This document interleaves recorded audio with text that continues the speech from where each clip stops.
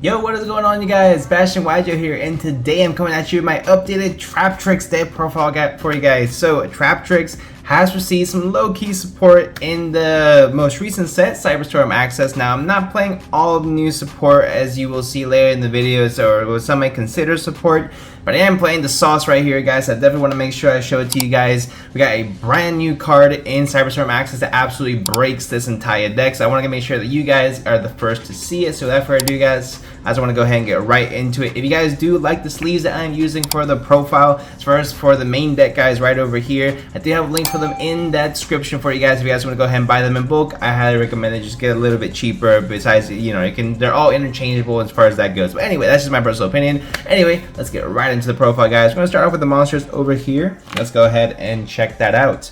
So, first things first, guys, you are going to want to go ahead and play, of course, 3 copy of Traptrix Pudica. I think it's pretty self-explanatory at this point. It searches your field spell and can banish special summon monsters on special summon as well. So really, really good to start off with her.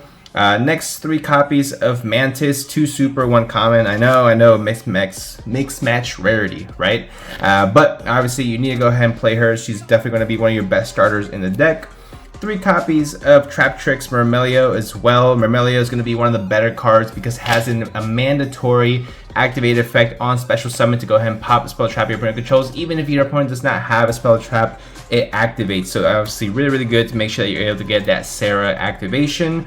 3 copies of Traptrix Dionea. This has gone up from 2 to 3 from our previous deck profile on this deck, the one that I took to Houston. So that is going to be a sign of things to come here in the upcoming next few seconds. Actually, you guys are going to see it very, very quickly here. 2 copies of Traptrix Arachnacampa. We want to go ahead and play 2. 3 is just a bit too cloggy. It doesn't really do too much for us, so we'll go ahead and play 2 as well. And then we played 3 copies of Kamungus, the Sticky String Kaiju. I like Kamungus over Gameciel in this specific deck, mainly because if you give one to your opponent and you special summon one on your side of the field or whatever it might be, or you're able to get the special summon this out in some other type of way, it's still an insect monster which you can use for your link plays. So that is something that's really, really huge there as well. Now, that's actually going to be it for the monsters in the deck, guys. We don't play any monster hand traps in the deck, so that's a sign of things to come, which I'm going to show you guys right now. We played 3 copies of Time-Tearing Morganite in the main deck for this. This card absolutely breaks the deck absolutely wide open. So basically it gives you 2 normal summons each and every single one of your turns, gives you draw 2 cards at the start of each and every single draw phase. So absolutely insane that you can go ahead and do so, guys. Also, it does have the additional effect where if you have one in your hand, you can banish this and discard the one in your hand, and then your opponent can't activate your normal summons. So that's also really, really nice as well. But primarily, we are doing this for a huge consistency in there. Also, Time-Tearing Morganite is definitely worth playing a 3 of because essentially the only card that we're activating in the hand is going to be Arachnacampa, and you can always activate Time-Tearing Morganite after you activate Arachnacampa, because Time-Tearing Morganite says for the rest of the duel you cannot activate monster cards from your hands. That's perfectly fine. Only drawback as well is that we cannot play, of course, cards like Ash, Stroll, and Lockbird. We can, of course, side it out going second if we know we're going to be going second, so it's something we can go ahead and has a little bit more flexibility with that. But as far as that goes, we lose out on cards like Parallel, XC, which is nice. But it's only nice if you draw it in your opening hand, but if you don't draw it in opening hand, it's not good. So I'd rather have the Time-Tearing Morganite because this deck can outgrind so many of the current decks that are out there right now, so I think this is absolutely plus as well. We played 3 copies of the Pot of Prosperity and 1 copy of Traptrix Garden for consistency, and again the additional normal summon. Also the protection is nice as well, but primarily we are playing Pot of Prosperity so that we can dig for our Time-Tearing Morganite. Now, because you are drawing them for turn, you can of course still go ahead and activate your Pot of Prosperity, so make sure you dig for the specific cards that you need. It's going to be essential because we are losing a big amount of our gas essentially in our main deck in order to give it up to have more consistency and draw power and grind game ability as well.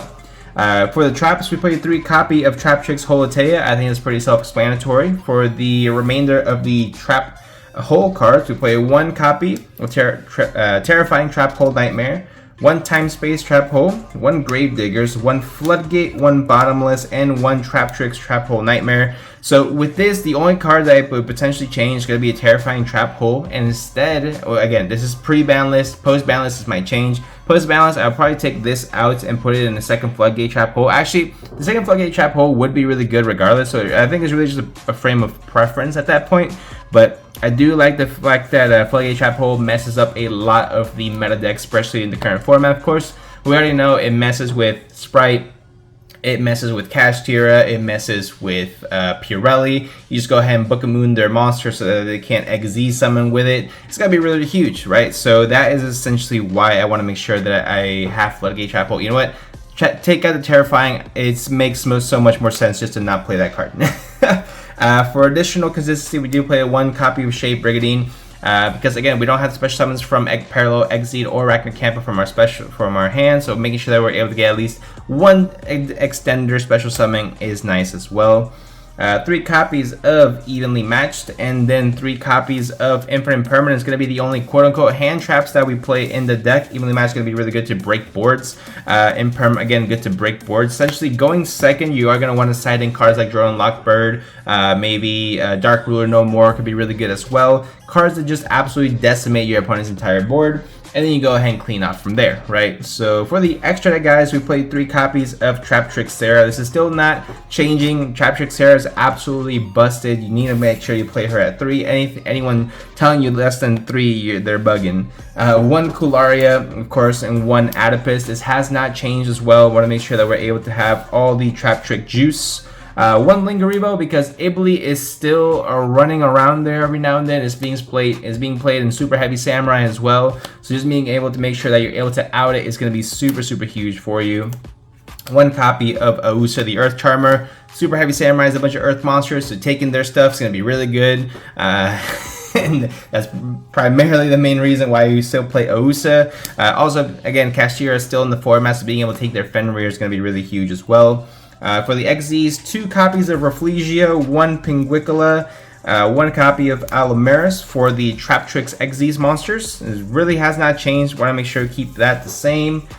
For the supporting cast XZs monsters, 1 copy of Time Thief Redoer, 1 Baguska. This is mandatory in any deck that can make it nowadays because it shuts off Pirelli and it shuts off Super Heavy Samurai unless they kaiju it or they activate Change of Heart or whatever it might be. But it's still really clutch to make sure that you're able to go ahead and pull off at least the Baguska play in the event you get Astra Drolled or whatever it might be. That's pretty much the game plan B for Super Heavy Samurai. If you get Drolled, you just make Baguska and then you play next turn and you take it from there.